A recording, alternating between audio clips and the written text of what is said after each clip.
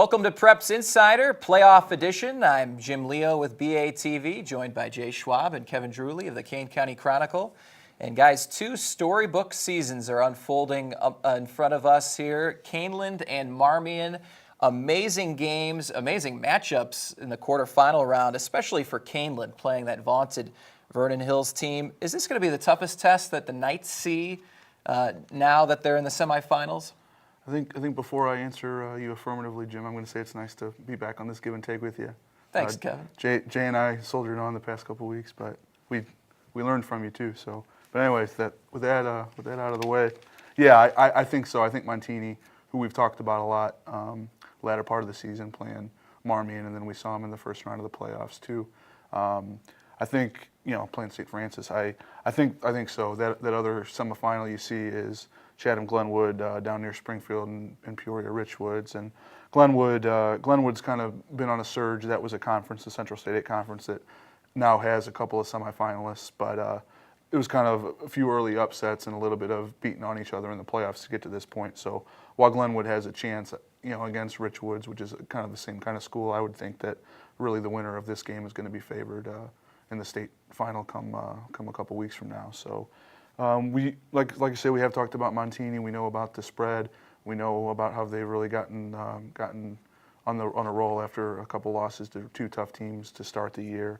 The Wester camps, just a whole lot of stuff. And Kaneland, I feel like Kaneland is prepared. They faced a couple of Division I recruits that we've talked about this last week at Vernon Hills, and the secondary allowed some big plays to them, but for the most part really shut them down. And Vernon Hills' scoring plays were more longer plays, but they had a couple opportunities inside the 20 to do some damage, and Kaneland really bogged down. And they could exhale a little bit because the Vernon Hills field goal kicker is a young guy, and maybe somebody with a stronger foot could have at least given Vernon Hills 6 more points. But Kaneland rallies, they're there, and I think it'll certainly be.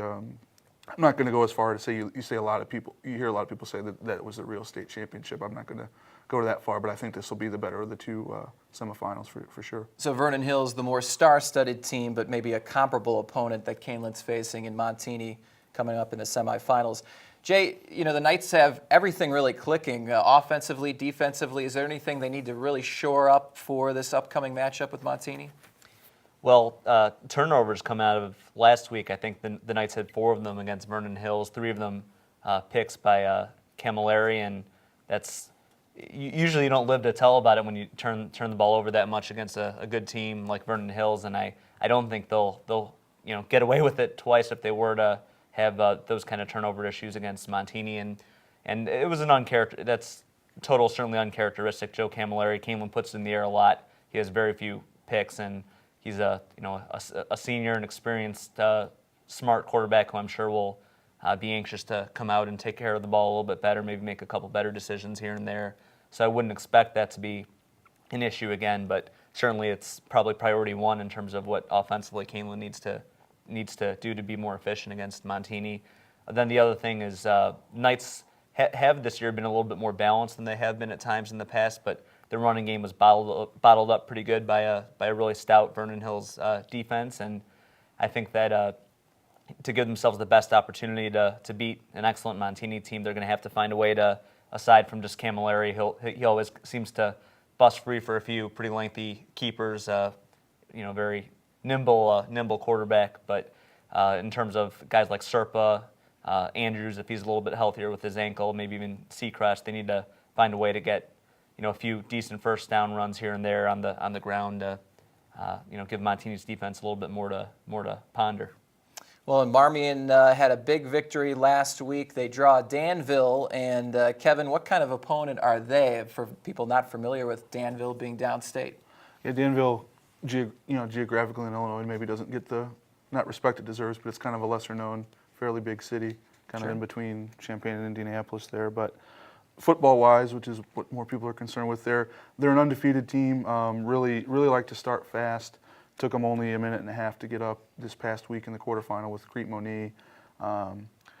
Danville's unbeaten. They run the spread. They like to be versatile. On offense side of the spread, but really scoring some points. 35 points on Crete Moni which was kind of an upstart team in the playoffs, upset a couple higher seeded teams, a couple downstate, a couple from more around here. But on defense, they're quick. They got a couple two-way guys. They run a 4-4 on defense. So really, there's not many common opponents, certainly just because of the geography, but just being in that area, they were real dominant in their conference and around the region. So that's a lot of times the football matchups that you hope for, is playing the unknown, and you meet halfway between Aurora and Danville and get the tape and go from there. So it's definitely going to be a challenge for Marmion, but the flip side is that Danville doesn't know much about the Cadets either. So we'll definitely be seeing a good one down there, I think. Certainly sounds like Marmion may be the best opponent Danville has seen so far this year,